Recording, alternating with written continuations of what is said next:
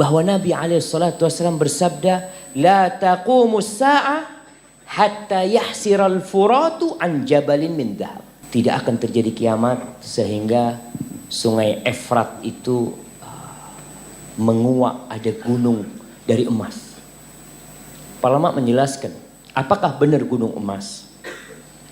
Atau tentang kanz min dhahab, tentang ditemukannya nanti harta tersimpan dari emas yang jumlahnya banyak sekali.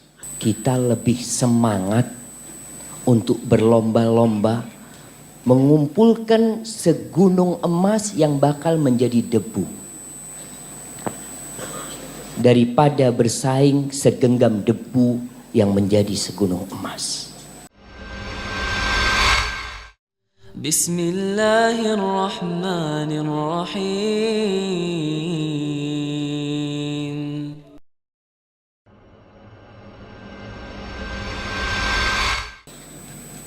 Sejatinya sudah menjadi tabiat manusia, kita suka bersaing, kita suka berlomba-lomba, kita ingin meraih sesuatu untuk diri kita sendiri. Coba kita lihat setiap pagi orang-orang yang berada di lampu merah. Antum yang naik motor, antum nunggu lampu itu hijau, kemudian semuanya ngebut untuk meninggalkan tempat tersebut. Terkadang ada yang mencuri start, lampunya masih merah, dia udah lari. Kenapa? Nggak ada polisi, Ustaz. Di pasar, hiruk pikuk manusia. Dan subhanallah jamaah, ana tadi pagi keluar rumah jam 4. Ana menuju ke stasiun, naik motor diantar mahasiswa. Ana lewat pasar. Subhanallah, jam 4 itu rame pasar. Apa yang sedang dicari sama mereka? Mereka sedang bersaing untuk mendapatkan pelanggan. Mereka bersaing untuk mendapatkan gaji yang lebih, bukan gaji, keuntungan yang lebih besar dari orang lain. Kita lihat di pantai, tengah malam, pagi hari, sore hari, nelayan pun bersaing. Mereka ingin mencari tempat yang paling strategis untuk menghasilkan ikan. Kemudian di hutan, siapa yang berangkat ke hutan berburu? Kadangkala mereka berburu rombongan, satu sama lain berlomba-lomba untuk menunjukkan hasil buruan dia adalah yang terbesar.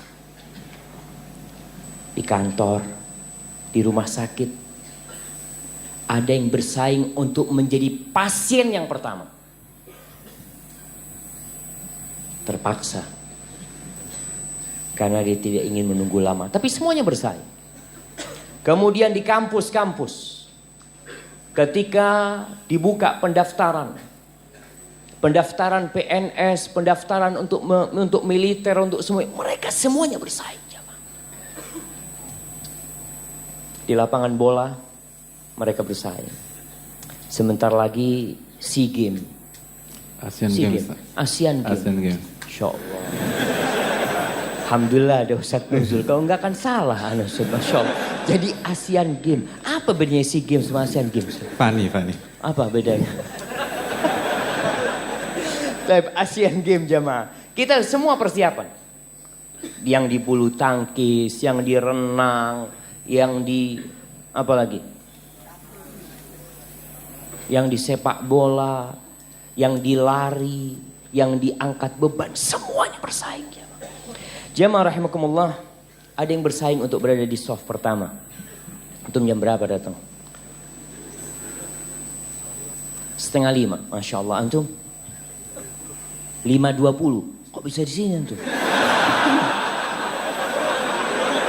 Dari pintu belakang mungkin. Lewat pintu belakang dia. Ini 4:30, antum 5:20. Gimana? Nyepil. Antum ngelangkain orang-orang ini. Insya Allah, barakallahu fiikum. Ada yang bersaing nih untuk berada di soft pertama. Ibu-ibu bersaing untuk berada di soft terakhir. Betul jamaah. Soft yang terbaik buat ibu-ibu itu yang terakhir. Yang di soft pertama nggak bener tuh. Ya bukan nggak bener Ustaz ya, kurang afdol gitu kan. Iya, karena khairu sufufin nisa akhiruha. Sebaik-baiknya soft para wanita itu yang paling akhir. Ada yang bersaing untuk bersedekah, untuk berhaji. Jadi sejatinya bersaing itu nggak masalah jamaah. Tergantung bersaing untuk apa. Yang bersaing untuk kebaikan, yang berlomba-lomba untuk kebaikan, maka nanti Ustaz Nuzul akan berbicara tentang hal itu. Akan berbicara tentang bersaing yang tercela. Yang terkadang kita lebih semangat untuk berlomba-lomba mengumpulkan segunung emas yang bakal menjadi debu daripada bersaing segenggam debu yang menjadi segunung emas. Kita lihat, kita berada di ujung pasar, bukan di ujung, di puncak di atas pasar. Masya Allah. Rasulullah Sallallahu Alaihi Wasallam pernah bertanya kepada para sahabatnya. Dari Abdullah bin Amr bin As radhiyallahu taala anhuma an Rasulillah sallallahu alaihi wasallam, beliau mengatakan, "Idza futihat 'alaikum Faris war Rum, ayu qaumin antum?" Para sahabat hidup miskin. Sebagian di antara kita miskin. Buktinya apa? Ya ini soft pertama Ustaz. Kalau ada fulus kadangkala softnya terakhir. Kadangkala orang yang di soft pertama itu lagi susah. Maka Nabi SAW mengatakan kepada para sahabatnya, kalau nanti ditaklukkan Romawi dan Persia, dan Nabi yakin akan ditaklukkan Romawi dan Persia, kalian akan menjadi orang seperti apa? Modelnya kalian seperti apa? Tetap di soft pertama? Tetap qiyamul lail? Tetap sholat duhanya? Sahabat Nabi Abdurrahman bin Auf radhiyallahu taala anhu mengatakan, naqulu kama amaranallah. Kita akan menjadi seperti yang Allah perintahkan. Kita akan mengabdi kepada Allah. Kita akan dekat sama Allah. Kita akan menggunakan harta itu di jalan Allah. Itu keinginan. Semua memiliki keinginan untuk berbuat baik. Antum, kira-kira kalau punya duit 5 miliar, jadi apa antum? Ada di soft sini? Kira-kira masih di soft sini? Jamaah percaya antum jamaah. Kira-kira antum masih di soft sini? Menurut antum kira-kira? Inginnya masih di sini kan? Inginnya. Tapi kenyataannya, wallahu a'lam. Dan Nabi SAW menyingkap tabir bagaimana tatkala dibukakan pintu dunia ini. Beliau mengatakan sallallahu alaihi wasallam, awa ghaira dzalik, atau selain itu kalian tatanafasun. Ini yang pertama. Kalian akan berlomba-lomba. Kalian akan bersaing untuk memiliki sesuatu. Jamaah, yang punya rumah dinas ingin punya rumah sendiri. Yang punya mobil dinas ingin punya mobil sendiri. Yang punya istri, nggak ada istri dinas kan, istri sendiri dia. Tapi artinya manusia ingin memiliki sesuatu untuk dirinya. Dia nggak cukup dengan rumah yang sejatinya sama rumah dinas dengan rumah sendiri, sama-sama akan ditinggalkan. Maka Nabi mengatakan sallallahu alaihi wasallam, tatanafasun, kalian akan bersaing ketika itu. Kemudian thumma tatahasadun. Bersaing biasanya akan mengantarkan kepada hasud,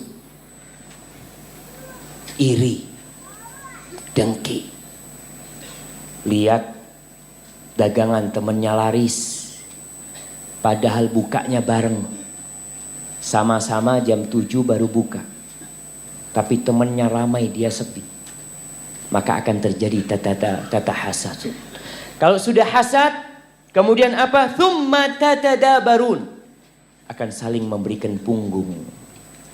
tidak bertegur sapa lagi sudah. Gara-gara apa?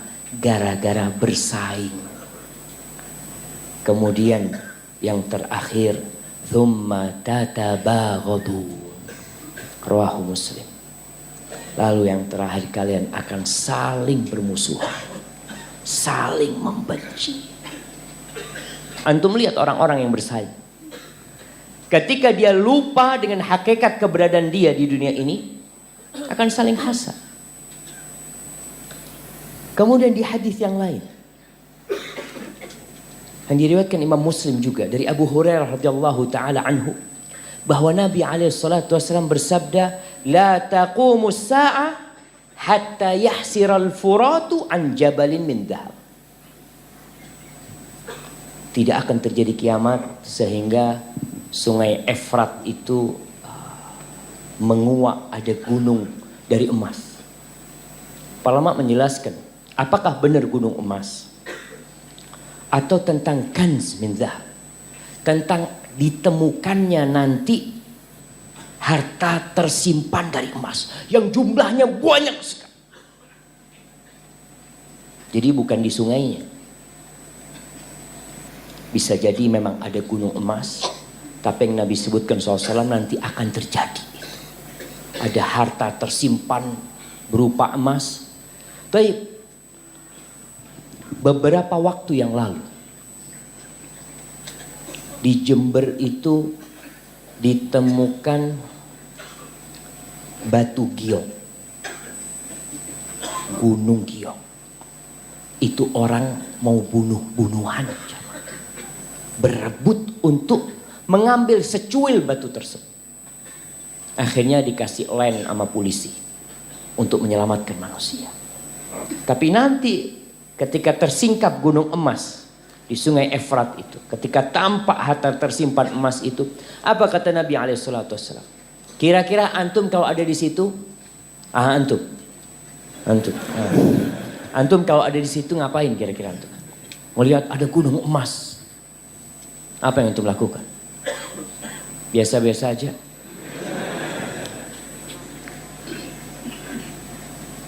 Terserah antum mau ngapain nanti di sana.